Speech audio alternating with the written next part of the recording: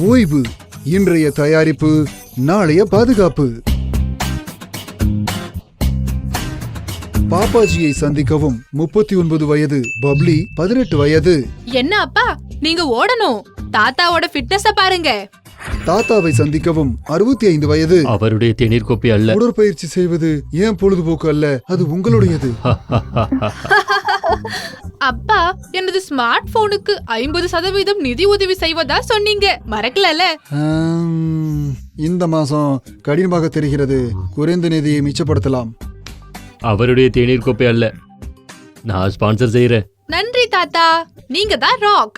ஓய்வுக்கு அப்புறமும் உங்க பணத்தை எவ்வளவு எளிதா நிர்வகிக்கிறீங்க. அதே சமயம் அப்பா இன்னமும் வேலை செஞ்சுக்கிட்டு இருக்காரு. சரிதான். ஆமா, சில மாதங்களுக்கு பிறகு எனது முதல் வேலையை தொடங்கிய போது ஓய்வூதிய திட்டமிடல் எவ்வளவு முக்கியம் அப்படிங்கிறத நான் உணர்ந்திருந்தேன். ஓய்வுக்கு பிறகு இதே போன்ற வாழ்க்கை முறையை நான் பராமரிக்க விரும்பினேன். பணவீக்க விகிதங்களை மனதில் வைத்து நான் ஓய்வூதிய திட்டத்தை தொடங்கினேன்.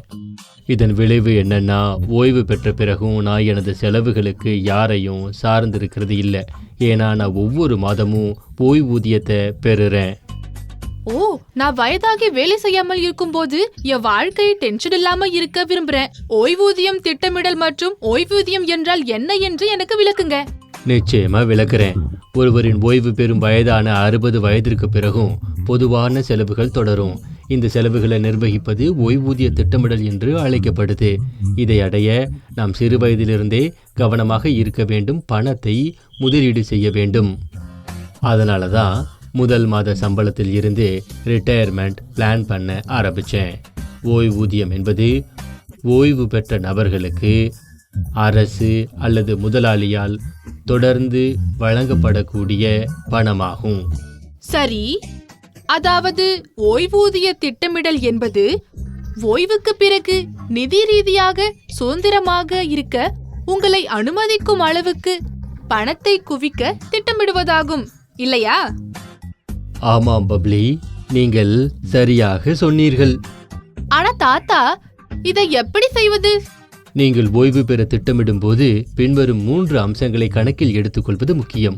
1, எதிர்பார்க்கப்படும் ஆயுட்காலம். ஒரு நபர் பொதுவாக எத்தனை ஆண்டுகள் வாழ்கிறார்.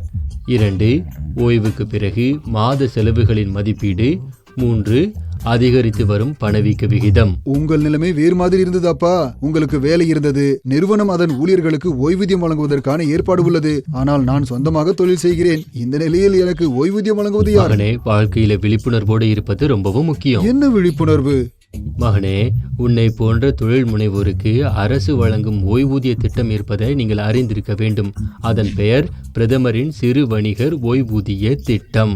நான் அப்படி ஒரு திட்டத்தை பற்றி கேள்விப்பட்டதே இல்லை. அது என்ன?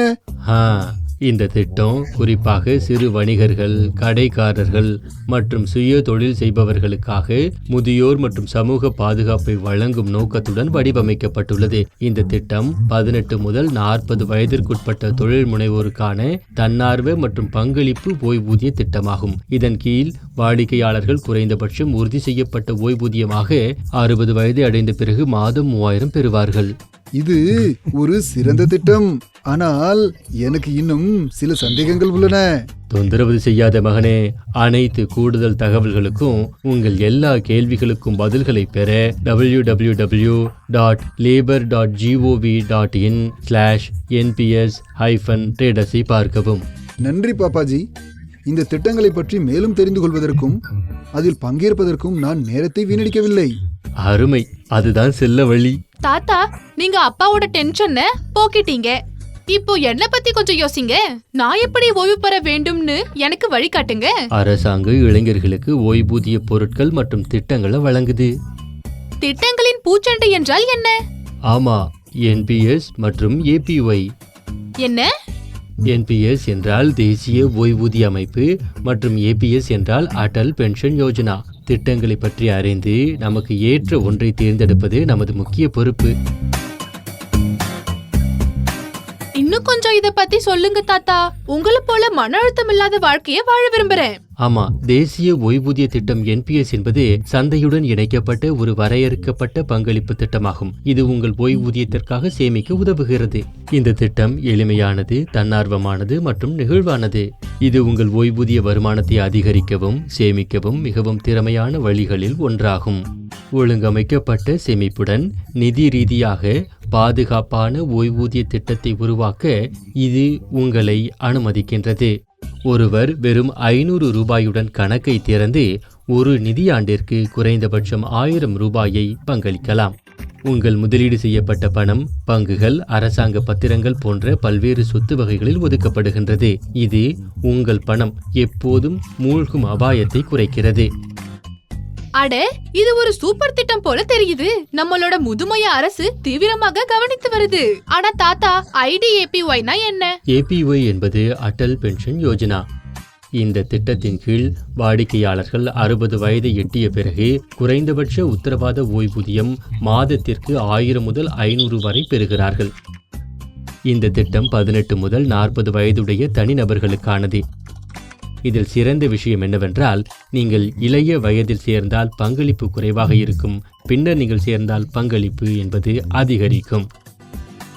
இல்லை பாப்பாஜி, சமீப காலமாக இது போன்ற பல மோசடி திட்டங்கள் உலவுகின்றன. நாம் கஷ்டப்பட்டு சம்பாதித்த பணம் மாட்டிக்கொண்டால் உண்மையான ஒருவரிடமிருந்து போலியை எப்படி அடையாளம் காண்பது? ஆட, கவலைப்பட வேண்டாம். இவை ஓய்வூதிய நிதி ஒழுங்குமுறை மற்றும் மேம்பாட்டு ஆணையத்தால் PFRDA-வால் ஒழுங்குபடுத்தப்பட்டு நிர்வகிக்கப்படக்கூடிய அரசாங்க திட்டங்களாகும். ஆஹா, இது போன்ற திட்டங்களை பற்றிய கூடுதல் தகவல்களை நான் எங்கே காணலாம்? www.pfrda.org.in ஐ பார்க்கவும். மேலும் தகவல் அல்லது தெளிவுக்காக NPS மற்றும் API உட்பட ஓய்வூதியம் தொடர்பான அனைத்து சாத்தியமான தகவல்களையும் நீங்கள் காணலாம். தாத்தா, 50% ஸ்மார்ட் போன் விலை ஸ்பான்சர்ஷிப்புக்கு பதிலா அந்த பணத்தை எனக்காக NPS மற்றும் APY கணக்குகளை திறக்க தருவீங்களா? நான் ஸ்மார்ட் போன் பின்னர் வாங்க முடியும். ஆனா ஓய்வு திட்டமிடல் மிகவும் முக்கியமானது. இப்போது நீங்கள் பேசுகிறீர்கள். சார்பு செயல்பாடு முக்கியமானது. ஆஹா பப்ளி பேட்டா, சிறந்த ஓய்வு பெற்ற வாழ்க்கைக்கு உங்களை போன்ற இளம் தலைமுறையினர் APY மற்றும் NPS-இல் முதலீடு செய்ய வேண்டும் என்று நான் நம்புகின்றேன். ஒவ்வொரு இந்திய குடிமகனும் 2வது இன்னிங்ஸில் நிதி உதவி பெறும் வகையில் அரசாங்கம் பல திட்டங்களை வழங்கியுள்ளது. தன்னை புதுப்பித்துக் கொண்டு, தகவல் அறிந்து கொண்டு, சரியான திட்டங்களை பயன்படுத்திக் கொள்வது நமது பொறுப்பு. நினைவில் கொள்ளுங்கள் பப்ளி, இந்த திட்டங்களை பற்றி உங்கள் நண்பர்களுக்கு தெரிவிப்பது உங்கள் பொறுப்பாகும். நிச்சயமாக முடிந்தது. பாய் பாய் டென்ஷன். பென்ஷனுக்கு நன்றி. ஓய்வு பெறும் வயதிற்கு காத்திருக்காமல் சிறு வயதிலிருந்தே தொடர்ந்து முதலீடு செய்வதன் மூலம் உங்கள் ஓய்வூதிய திட்டத்தை தொடங்குங்கள். உங்கள் 2வது இன்னிங்ஸுக்கு ஆல் தி பெஸ்ட்.